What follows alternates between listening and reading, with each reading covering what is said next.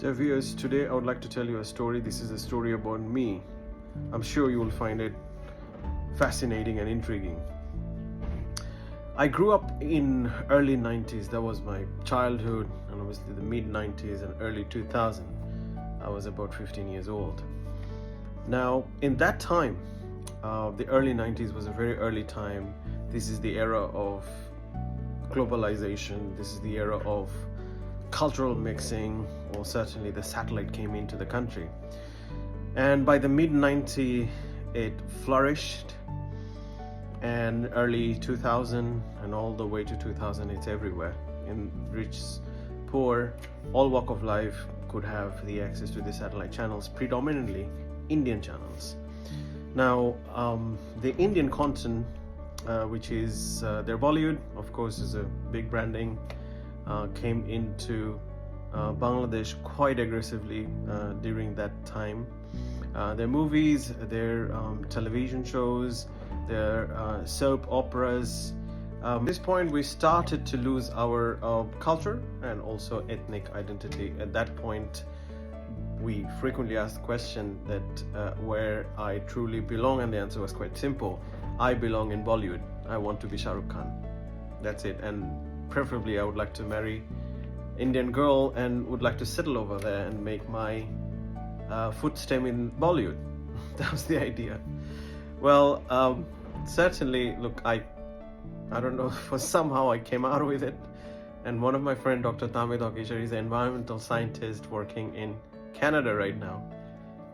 He saw me, I am making some conversation with him in Hindi.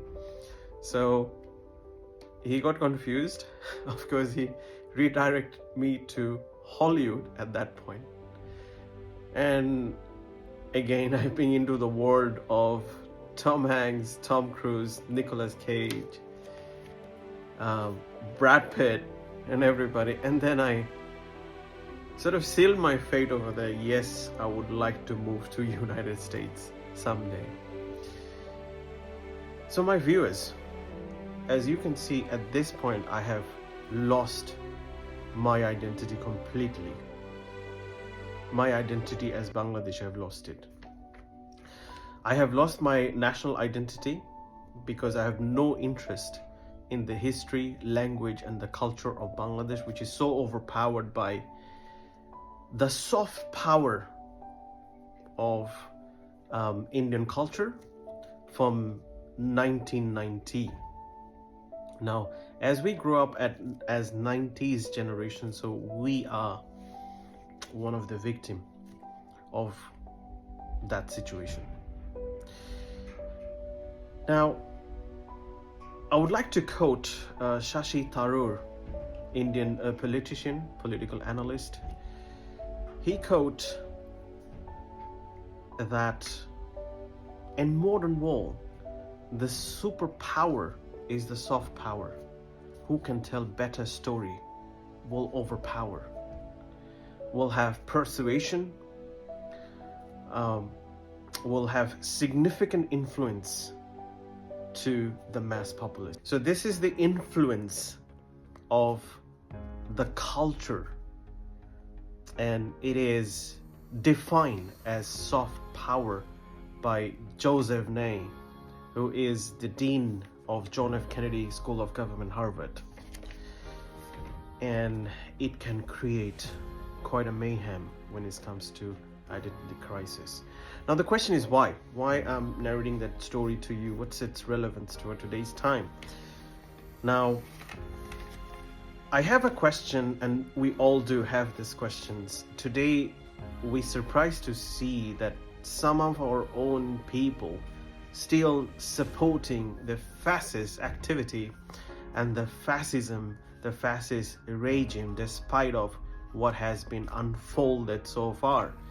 We have seen the brutality, we have seen the draconian style of ruling, we have seen the freedom of speech being distorted, we have seen the disappearance, we have seen the extrajudicial killings, we have seen the oppression in a unequivocal basis when it comes to on the mass populations. But why some people still support and try to cause upset of the rhythm when it comes to building a new nation, building a reformed nation, which is reformed for all evils, all inequality in every walks of life. So when we ask this question, there is one fundamental answer to that, why there is a massive difference in opinion. So there could be differences in opinion. However, the objective and the goal should be still the same. I want the betterment of life. I want the progress of my country. I want the country to be flourished. That's the objective. However, in that objective, we can have a different opinion in our lives. Some may took the left route, some may took the right route, but the objective, the goal, the destination is the same. However, not so in this particular cases due to the lack of identity. All right, so we have the identity crisis in our hand, which can well compromise the sovereignty of the country. Now, the question over here that we ask, by not knowing yourself but not being able to defining yourself, you can suffer from identity crisis, and that can well lead to compromise the national interest. How so? If this is the question, well, of course, there is got productivity, opinion-based, and also the economic implications of it due to the identity crisis. Not being able to define who you are, what defines you. So that's a major problem. Now, one of the economic implications of an identity crisis is when it comes to trade, when it comes to consumer behavior, when it comes to buying a product.